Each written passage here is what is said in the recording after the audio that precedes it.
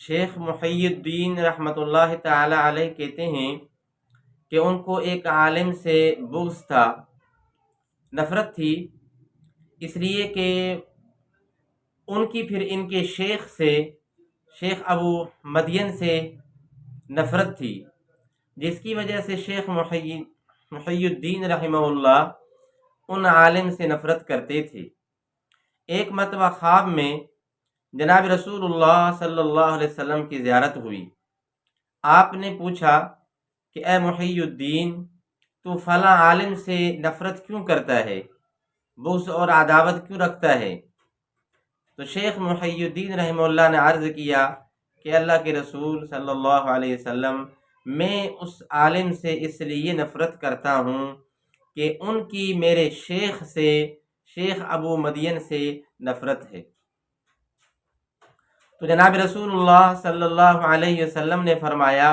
مگر وہ عالم مجھ سے تو محبت کرتا ہے، یعنی جناب رسول اللہ صلی اللہ علیہ وسلم کے ساتھ اس عالم کی تو محبت ہے۔ تو فرمایا کہ تو اس سے جو ہے نفرت رکھتا ہے اس وجہ سے کہ وہ تمہارے شیخ ابو مدین سے نفرت کرتا ہے، لیکن تو نے اس کے ساتھ محبت نہیں کی اس وجہ سے کہ وہ ہم سے محبت رکھتا ہے۔ تو شیخ محی الدین رحمہ اللہ جب بیدار ہوئے تو اس عالم سے اپنی نفرت اور عداوت اور کدورت ختم کر دی، اور اسی خواب کی برکت سے شیخ محی الدین کی سمجھا کہ اس عالم سے بغض اور عداوت ختم ہو گئی، اور اسی طرح جو ہے اس عالم کی ابو مدین سے بھی ختم ہو گئی۔ اسی طرح جو ہے ایک واقعہ آتا ہے اکبر بادشاہ کا۔ مسلمان بادشاہ تھا، ایک مرتبہ رات میں اٹھا تو جیسے بیداری ہوئی تو دیکھا کہ سارے قندیل جو ہیں وہ گل ہیں، بجھے ہوئے ہیں، تو پریشان ہوا، اور اسی وقت جو ہے دل میں ایک خیال آیا کہ یہ جب ہمارے قندیل اور ہمارے جو ہیں چراغ اور بتیاں جب بند ہو رہی ہیں تو کیسا ایک منظر جو ہے اندھیرے کا اور ظلمت کا اور تاریکی کا چھا گیا ہے کہ جس سے ڈر اور خوف اور ہیبت اس اندھیرے کا ان کے دل کے اوپر بیٹھ گیا۔ اسی سے خیال آیا، کیونکہ مسلمان تو تھا نا، اسی سے خیال آیا کہ قبر کیسی ہوگی، اور بہت زیادہ گھبراہٹ ہوئی۔ وزراء کو بلایا، وزیروں کو بلایا، اور ان سے پوچھا کہ یہ تکلیف میری کیسی دور ہو۔ ہر ایک نے اپنے اپنے طریقے سے ان کو تسلی دینے کی کوشش کی، لیکن بادشاہ اکبر کی جو ہے تسلی نہیں ہوئی، گھبراہٹ ختم نہیں ہوئی۔ البتہ ایک ہندو نے ایک عجیب طریقے سے اور تدبیر کر کے اس نے جو ہے شیخ اکبر کی گھبراہٹ کو ختم کیا۔ اس نے اس طرح تسلی دی، وہ کہنے لگا کہ حضور،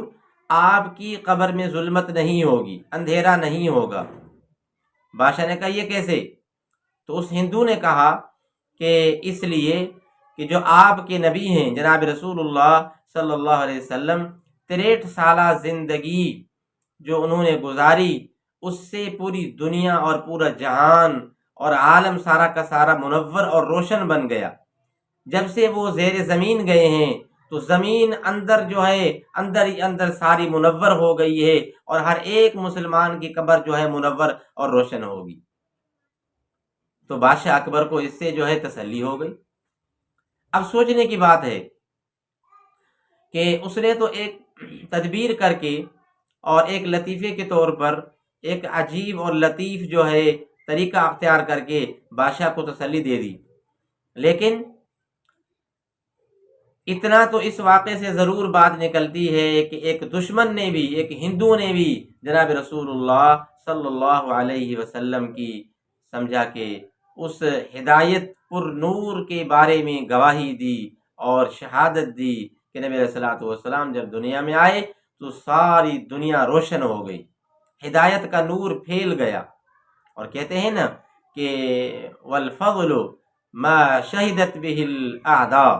کہ کمال تو اسی سے ہوتا ہے کہ جب دشمن بھی جو ہیں کسی کے کمال کو تسلیم کریں، اس کو مانیں، تو دشمن بھی گواہی دیتے ہیں۔ تو اسی سے یہ نتیجہ نکلتا ہے